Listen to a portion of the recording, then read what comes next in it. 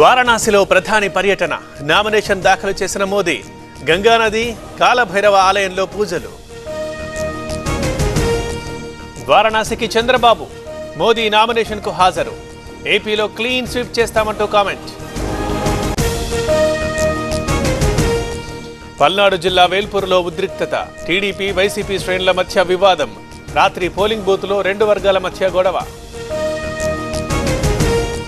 Strong రూమ్లకు ఈవీఎంల తరలింపు. నిరంతర నిఘా మధ్య ఓటింగ్ యంత్రాలు. పటిష్టమైన భద్రత ఏర్పాటు చేసిన పోలీసులు. ఏపీ వ్యాప్తంగా 78.36% పోలింగ్.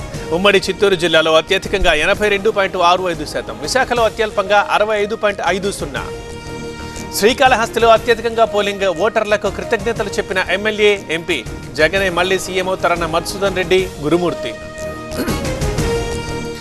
ఓటర్లకు పురంధేశ్వరి కృతజ్ఞతలు. కూటమిదే జయమంటూ ట్వీట్. ధర్మం పక్షాన నిలిచారన్న ఏపీ బీజేపీ అధ్యక్షురాలు. ఏపీలో కాలువలపై 5 ఏళ్లుగా దృష్టి పెట్టలేదు. యుద్ధ ప్రాతిపదికన మరమ్మతులు చేపట్టాలి. చివరి ఆయకట్టుకు నీరు అందడం లేదన్న పవన్.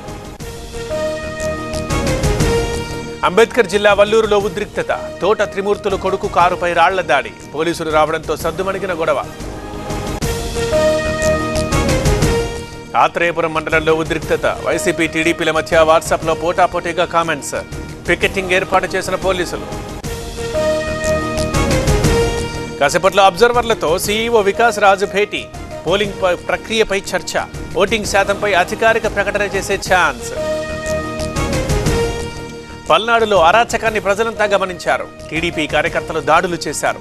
పోలీసులు పట్టించుకోలేదన్న అనిల్ కుమార్ యాదవ్. ఇండిగో విమానంలో సాంకేతిక లోపం. టేకాఫ్ కాకుండా రన్వేపై గంట పాటు నిలిచిపోయిన ఫ్లైట్. విమానంలో మంత్రి పొంగులేటి, 3 ఎమ్మెల్యేలు. హైదరాబాద్ బాట పట్టిన నగరవాసులు. నిన్న ఓటేసి ఇవాళ తిరుగుముఖం. పంతంగి టోల్ ప్లాజా దగ్గర వాహనాల రద్దీ. మాధవీలతపై 2 కేసులు. దొంగ ఓట్ల భరతం పడతానన్న బీజేపీ అభ్యర్థి. దీనికోసం పాదయాత్ర చేస్తానంటూ కామెంట్. వరంగల్, ఖమ్మం, నల్గొండ ఎమ్మెల్సీ ఉప ఎన్నిక షెడ్యూల్. బరిలో 52 మంది అభ్యర్థులు. ఈ నెల 27న పోలింగ్, జూన్ 5న కౌంటింగ్.